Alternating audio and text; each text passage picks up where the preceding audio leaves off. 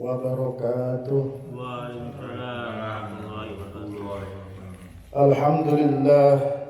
Alhamdulillahi rabbil alamin. Wa bihi nasta'inu ala umuri dunya waddin. Wassalatu wassalamu ala ashrafil anbiya'i wal mursalin sayyidina wa maulana Muhammadin wa ala alihi wa ashabihi wa barik wa sallim ajma'in. La hawla wa la quwwata illa billahil aliyyil azim. Amma ba'du. Rabbi shrah li sadri wa yassir li amri wa hlul 'uqdatam min lisani yafqahu qawli. Rabbi zidna ilman warzuqna fahman amin ya rabbal alamin. Para rawuh bapak-bapak ingkang kawula hormati, alhamdulillah telu menika kula panjenengan sami saged rawuh rutinan ngaos yasin lan tahlil, salajengipun dilanjutkan kalian ngaos kitab fikih. Alhamdulillah kita sampun mengkaji kitab fikihnya, masih ada di bab Thaharah, dan kali ini kemarin kita sudah membahas tentang permulaan bab najis.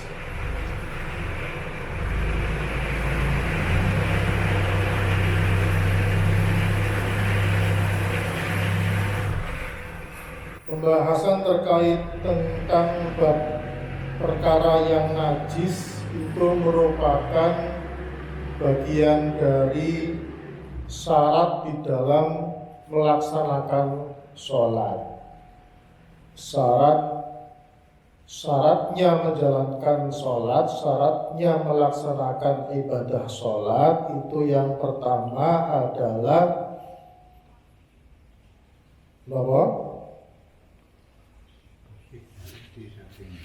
suci dari hadas. Suci dari hadas kecil dan hadas besar. Hadas itu sifatnya bukan yang perkara yang zahir, yang kelihatan, yang nampak. Hadas itu sifatnya batiniyah. Artinya kalau yang perkara yang nampak, kelihatan, bisa dihilangkan dengan cara menghilangkan yang nampak itu. Tapi karena hadas itu perkara yang sifatnya batiniyah, maka dihilangkannya menggunakan tata cara yang berbeda dengan bagaimana hadas itu terjadi. Misalkan hadasnya terjadi karena kentut misalkan, kenapa dihilangkan dengan cara wudhu? Seharusnya kan membersihkan bagian yang mengeluarkan kentut itu. Tapi karena bukan itu maksudnya yang ditekankan di dalam syariat, karena hadas itu sifatnya batiniyah, maka tata cara menghilangkannya pun tidak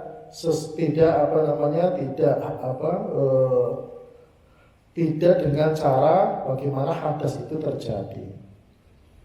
Nah, mengusap, kalau wudu kan mengusap muka, mengusap tangan, membasuh muka, membasuh tangan, mengusap kepala dan membasuh kaki. Padahal hadasnya bukan terletak di situ. Gitu. Hadasnya tidak terjadi di wilayah itu, di wilayah yang lain padahal. Tapi kenapa yang dibasuh dan diusap di wilayah yang berbeda? Nah, itu sifatnya ta'abudiyah. Sifatnya ta'abudiyah, artinya ya itu sudah perintahnya Gusti Allah, sifatnya bersifat ibadah gitu, bersifat penghambaan gitu. Mengikuti apa yang sudah diperintahkan. Nah, itu istilahnya ta'abudiyah itu. Nah, itu yang pertama, syarat rukun sholat menghilangkan bersuci dari hadas kecil dan hadas besar. Syarat melaksanakan sholat yang kedua, syarat di dalam menjalankan sholat yang kedua adalah menghilangkan najis. Nah, ini baru perkara yang zahir, perkara yang nampak. Najis itu perkara yang kelihatan. Di mana menghilangkan najis itu pada saat dijadikan syarat untuk menjalankan sholat. Jika najis itu ada di badan kita, maka bersihkan badan kita. Jika najis itu terletak di baju kita, maka yang dibersihkan baju kita. Jika najis itu terletak di tempat di mana kita sholat, di atas sajadah, di atas lantai, ataupun di atas tanah sekalipun, kalau di situ nampak najisnya secara zahir kelihatan, maka harus dibersihkan.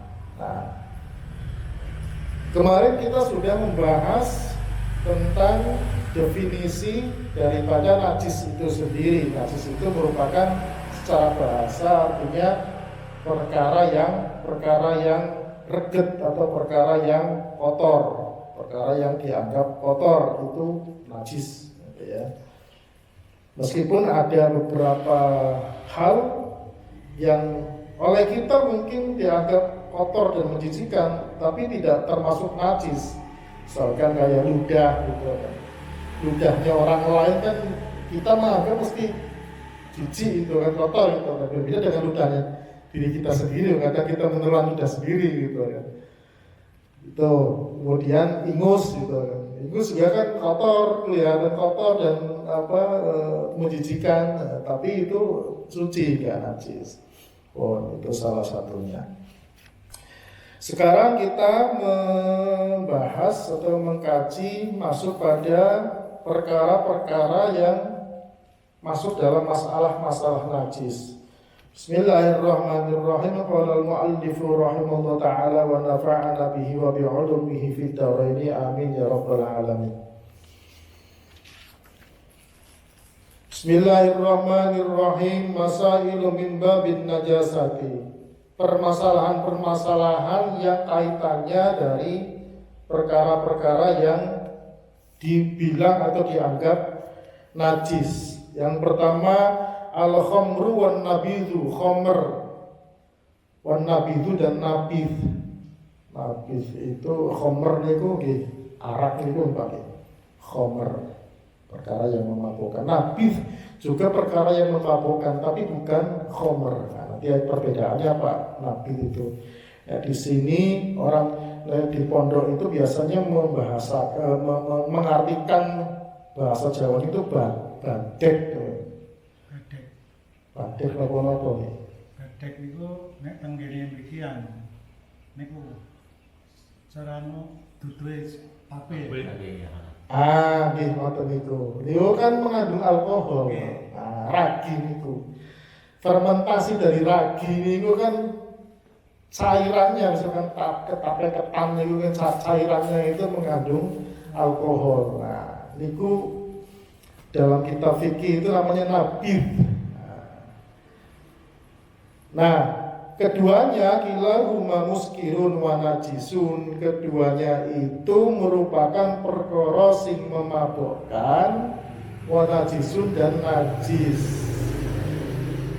Nah, tapi kalau cairannya tape ketan itu najis apa enggak gitu kan. Nah, ini pembahasannya terkait dengan bagaimana cara memproduksinya. Kalau itu diproduksi memang tujuannya untuk orang mabok, gitu ya, maka itu najis. Tapi nggak diproduksi untuk konsumsi pada umumnya, konsumsi biasa, itu kan bukan agar orang ketika makan itu atau minum itu menjadi mabok, bukan, tujuannya bukan itu tidak apa-apa. Gitu. Jadi ini nanti masuk ke wilayah produksinya, cara membuatnya.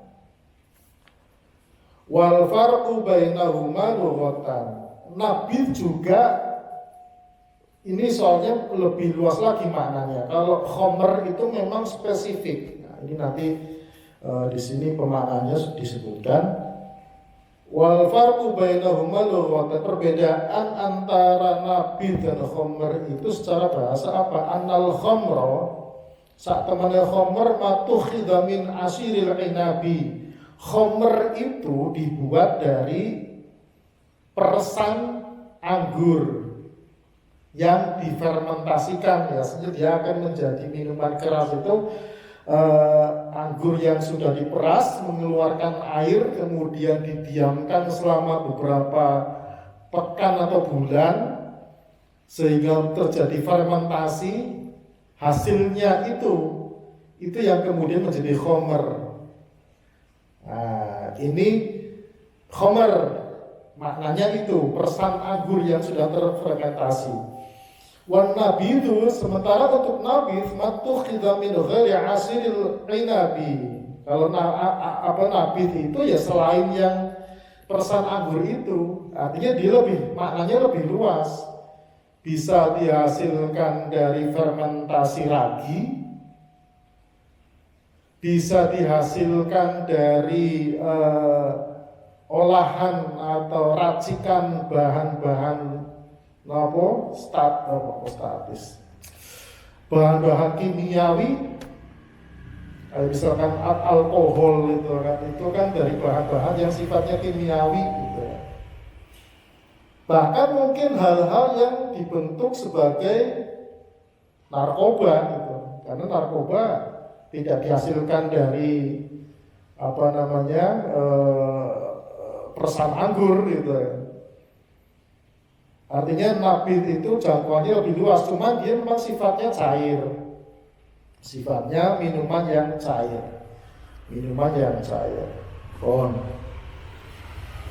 Nah, itu terkait dengan penjelasan khomer dan nabidh. Nah, nanti dibedakan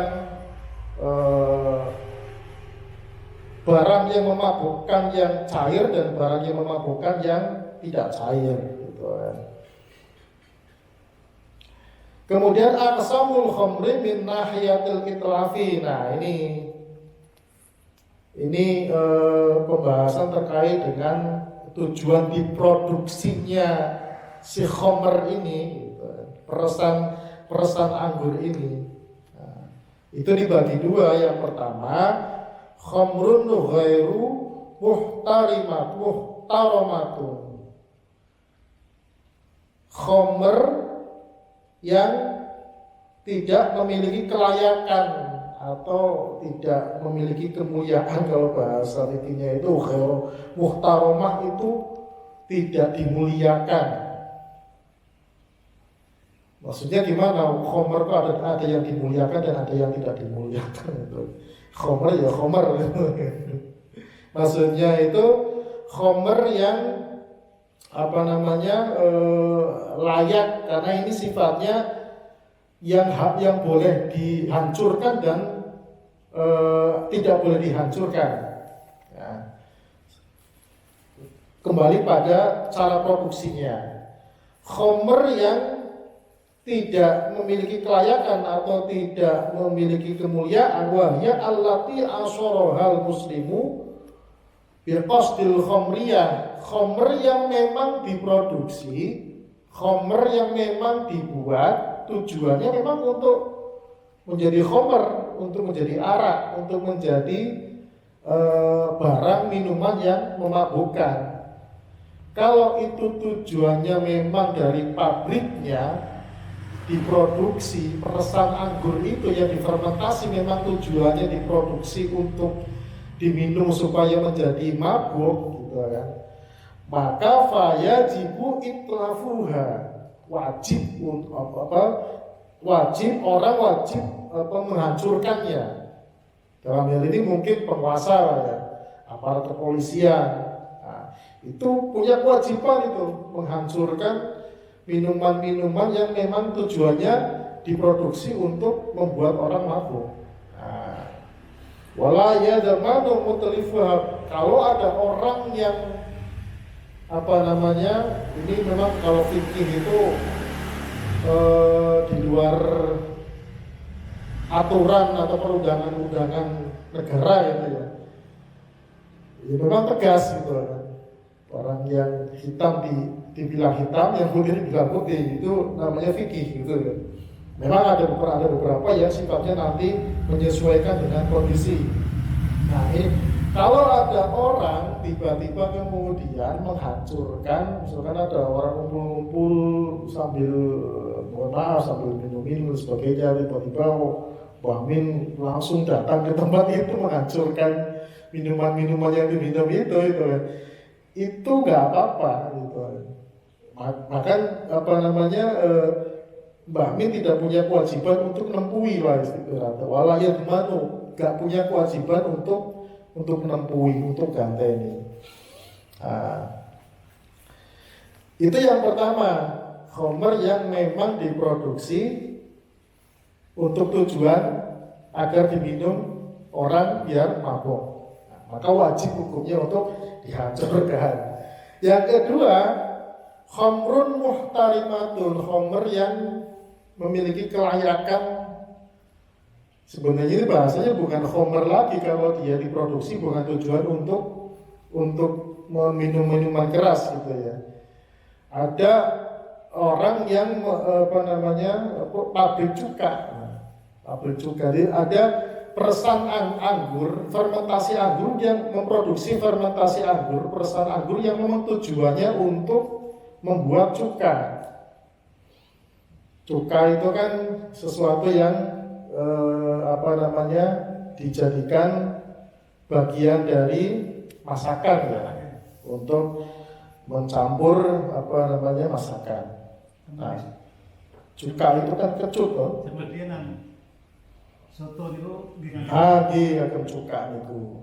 Saat ini kan cuka kan alami ya jeruk itu loh.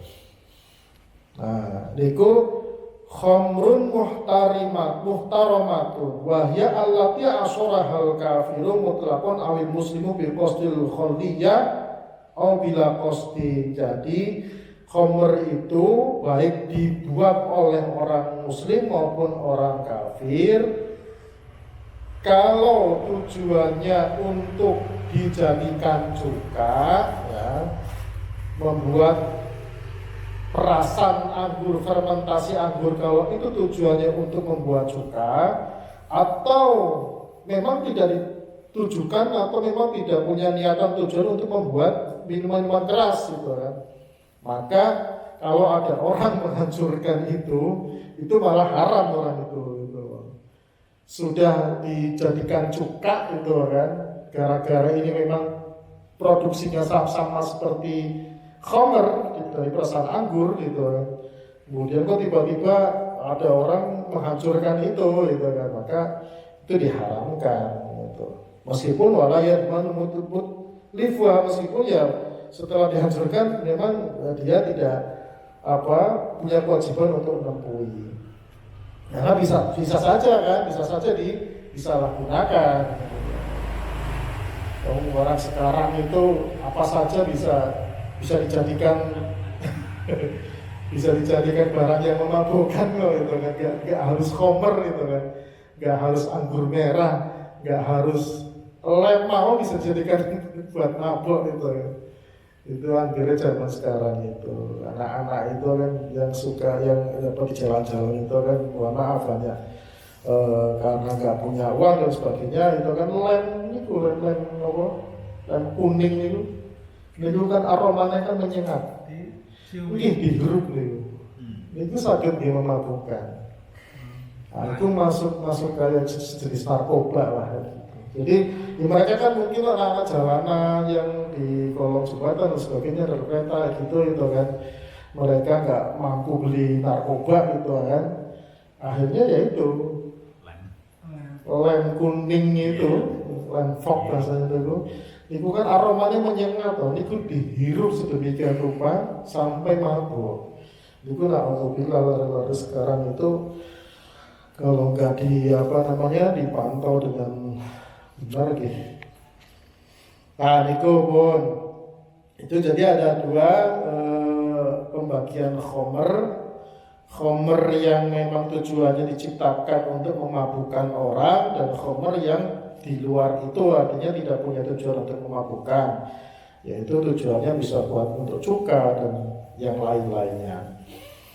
Yang ketiga, al-farqu bainal muskiri al-ma'i wal jamidi. Nah, perbedaan antara barang yang memabukkan yang sifatnya cair dan sifatnya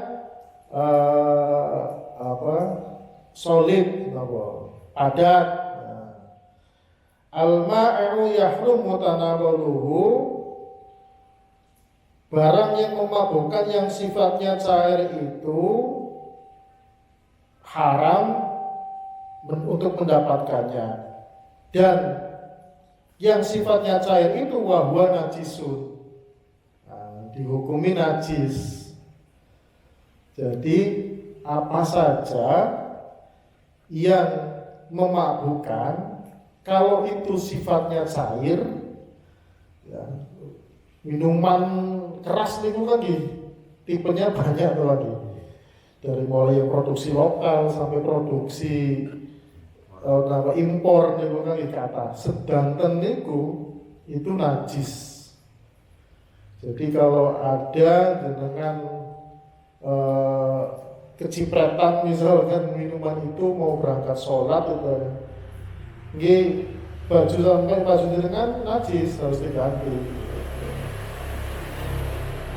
Itu yang semua jenis minuman keras atau barang yang memabukkan yang sifatnya cair itu hukumnya najis. Yang kedua yang al-jamidu, barang yang memabukkan tapi sifatnya padat. Narkoba itu kan rata-rata sifatnya padat, entah itu bentuknya pil, entah itu bentuknya serbuk, entah itu yang daun-daunan, kados ganja, kecubung, dan kecubung termasuk karena kecubung itu pancen memabukkan dan banyak digunakan untuk dia mabuk. Bunganya apa daunnya? Bijinya kali bunganya kayak boten itu. Buahnya itu loh Bang. Itu katanya kalau makan itu mabuknya itu kayak orang gila. Malah lebih ini, buatan sekedar pusing mawon. Jadi katanya itu orang yang pernah mabuk kecubung itu tergantung pada saat dia sadar itu punya khayalan apa gitu. Nah, mabuk-mabuk yang lain kan mungkin barang-barang yang minuman keras mungkin paling sekitar pusing, tidur atau muntah-muntah gitu ya. Nah, gini, mabuk kecubung itu lama terus dia kayak orang gila gitu. Bener-bener kayak orang gila. Dia bisa telanjang dulu dan sebagainya tanpa sadar. Nah, ganja kan mungkin kalau ganja katanya hanya sebatas ganja itu malah nggak pusing Bang. Ganja itu katanya itu membangkitkan kesenangan, jadi senang terus katanya. Katanya itu seperti itu dan pengennya makan terus. Semua yang dilihat itu lucu semua. Disami kados ganja, itu sandun itu kan saking ganja. Ganja, opium, ke atas dan sih barang-barang narkoba dan segala itu. Memang kita harus tahu klasifikasi narkoba itu. Termasuk yang dimasukkan ke dalam kedokteran itu di obat-obat medis juga menggunakan narkoba.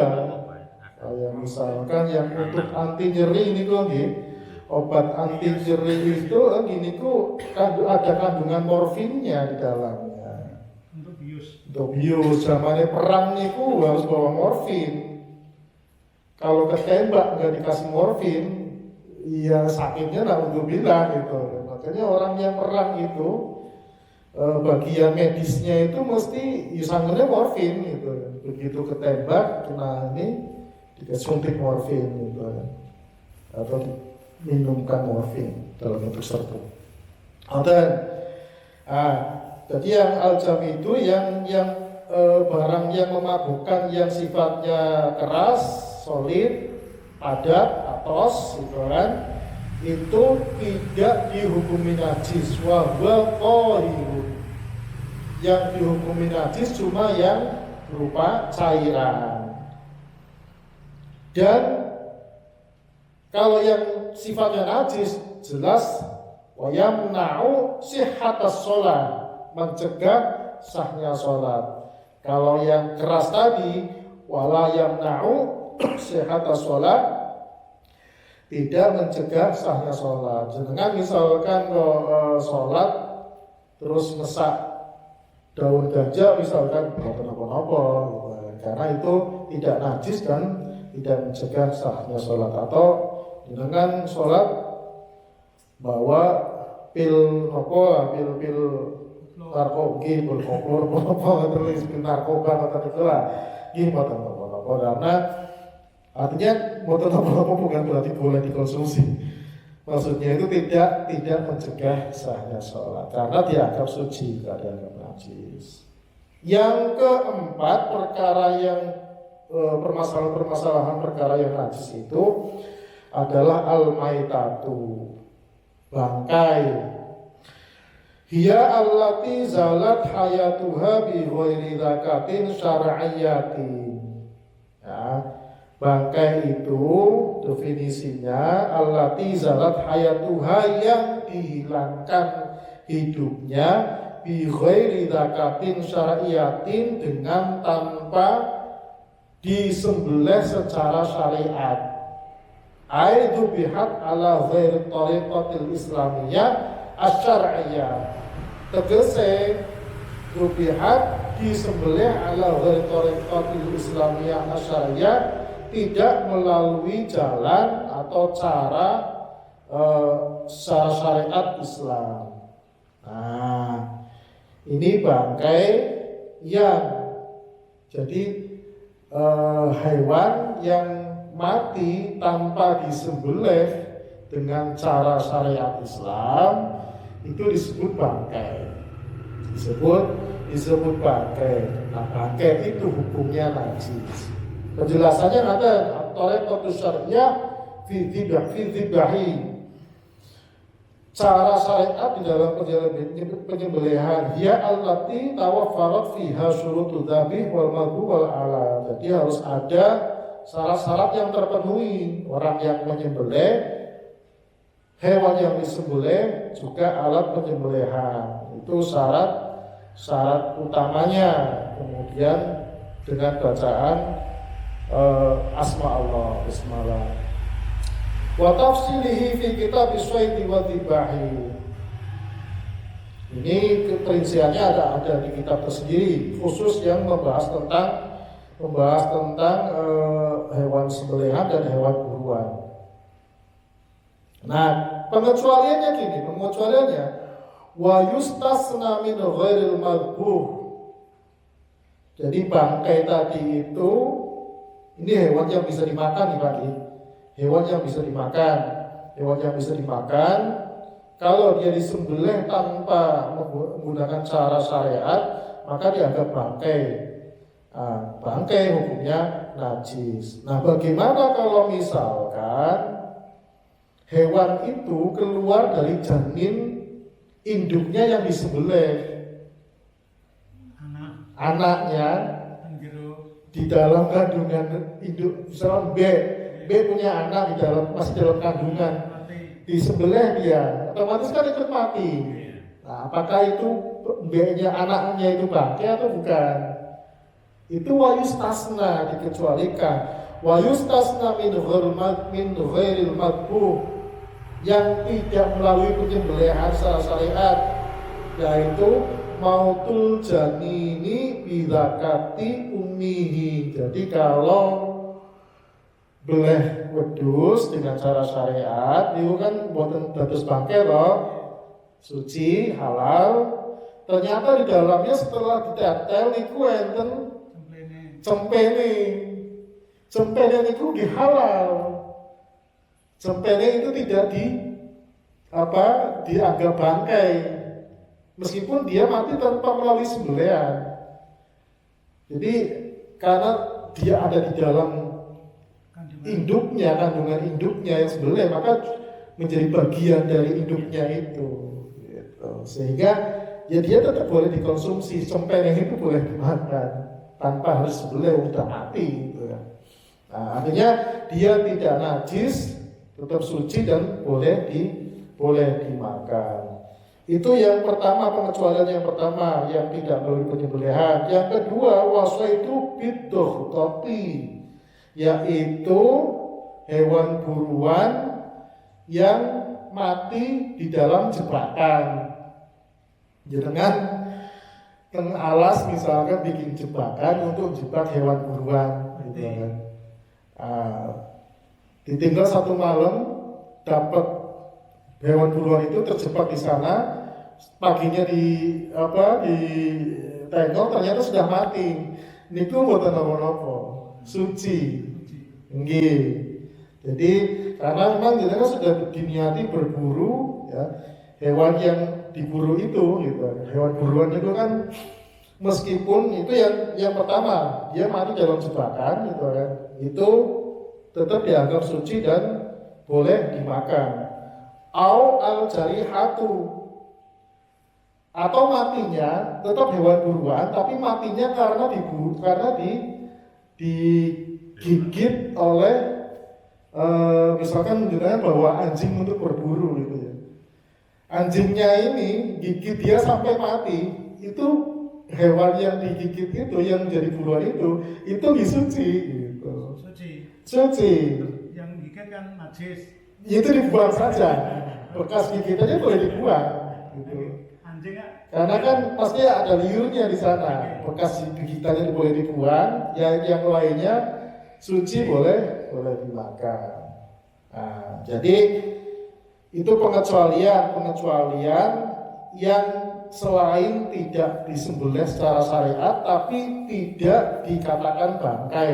Ya itu tadi anak yang masih ada dalam kandungan induknya disembelih, maka dia menjadi suci boleh dimakan. Kemudian hewan buruan yang terjebak atau mati dalam jebakan, hewan buruan yang mati dalam gigitan binatang pemburu. Walam tudrik hayati, jadi hayatuhu jadi tidak ditemukan, hayatahu jadi tidak ditemukan kehidupan di sana. Wanadu bisahmi, dan juga hewan yang ditombak gitu ya, itu juga matinya karena ditombak, itu juga bagian dari buruan tadi. Di anna dzalika zakatan syariatillaha fa hiya tahiratun biduni labahin. Itu semua secara syariat tetap dianggap sebagai hewan yang suci, bukan bangkai, meskipun tanpa melalui penyembelihan. Pun sementara dinten iki samanten mawon sampai dilanjutaken untuk pertemuan berikutnya. Mawon ingkang sareng sabayaken mugi-mugi manfaat. Monggo kula sami-sami mau shalawat sebelum ditutup. Allahumma sholli ala sayyidina Muhammadin tibbil qulubi wa fiyatil abdani wa shifaiha wa nuril absari wa diyaiha wa ala alihi wa sahbihi wa sallim. Allahumma sholli ala sayyidina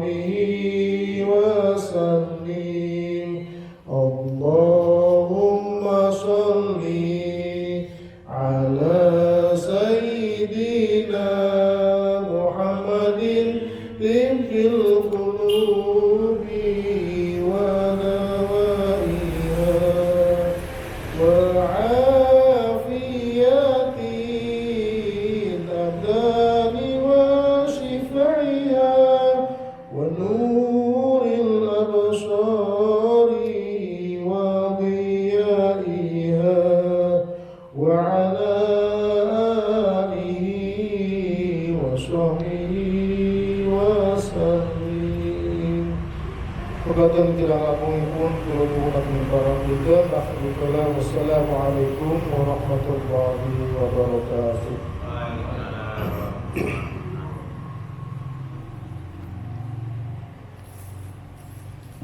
Pembelian model nanti yang penipuan, sapi dikira majel dibeli. Anu Enak. tapi bingung dia berapa? Pun layayan. Layayan.